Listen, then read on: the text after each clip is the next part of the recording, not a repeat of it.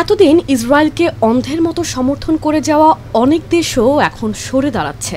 গাজায় ইসরায়েলি বর্বরতা বন্ধে ফিলিস্তিনকে রাষ্ট্র হিসেবে স্বীকৃতি দিচ্ছে। ফিলিস্তিনের পূর্ণ স্বীকৃতির পথে এখন একমাত্র বাধা মার্কিন যুক্তরাষ্ট্র।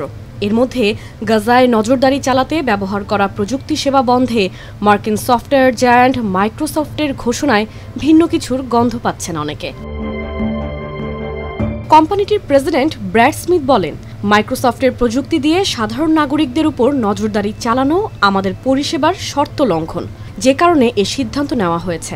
এই সিদ্ধান্ত নেওয়ার পেছনে ব্রিটিশ সংবাদ মাধ্যম দ্য গার্ডিয়ানের একটি তদন্ত প্রতিবেদনের কথাও জানান স্মিথ। বলেন, আমাদের পর্যালোচনা এখনও চলমান, তবে আমরা এমন কিছু প্রমাণ পেয়েছি যা গার্ডিয়ানের প্রতিবেদনের কিছু অংশকে সমর্থন করেছে। গার্ডিয়ানের ওই প্রতিবেদনে ফিলিস্তিনিদের ফোন কলের রেকর্ড জমা রাখতে মাইক্রোসফটের অ্যাজিওর ক্লাউড স্টোরেজ ব্যবহার করার অভিযোগ আনা হয় ইসরায়েলি প্রতিরক্ষা বাহিনীর বিরুদ্ধে। সেই সঙ্গে তুলে ধরা হয় কিভাবে ফোনে আড়িপাতা ও বিশ্লেষণের মাধ্যমে গাজা ও পশ্চিম তীরে সামরিক অভিযান পরিচালনা করেছে ইসরায়েল।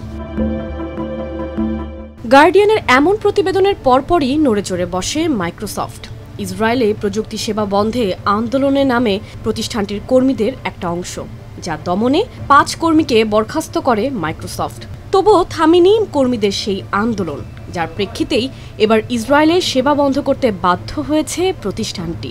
যদিও কোম্পানিটি বলছে কর্মী বা গ্রাহকের চাপে নয়, বরং প্রতিবেদনের বেশ কিছু তথ্যের প্রমাণ পাওয়াতেই এই সিদ্ধান্ত নিয়েছে তারা। এদিকে মাইক্রোসফটের সেবা বন্ধ হলেও থেমে নেই ইসরায়েল। নজরদারির কাজে ব্যবহার করা এসব তথ্য অ্যামাজনের ক্লাউড প্ল্যাটফর্মে স্থানান্তরের তৎপরতা চালাচ্ছে তারা, যদিও এ বিষয়ে কোনো মন্তব্য করেনি অ্যামাজন। অবশ্য এ ব্যাপারে চলতি বছরের শুরুর দিকেই কয়েক ডজন প্রযুক্তি কোম্পানিকে ইসরায়েলের সঙ্গে ব্যবসা বন্ধের আহ্বান জানিয়েছিলেন জাতিসংঘের এক বিশেষজ্ঞ। সতর্ক করেছিলেন তারাও গাজা ও অধিকৃত পশ্চিম তীরে যুদ্ধাপরাধে জড়িয়ে পড়ার ঝুঁকিতে রয়েছেন, যাতে নাম ছিল অ্যামাজনেরও।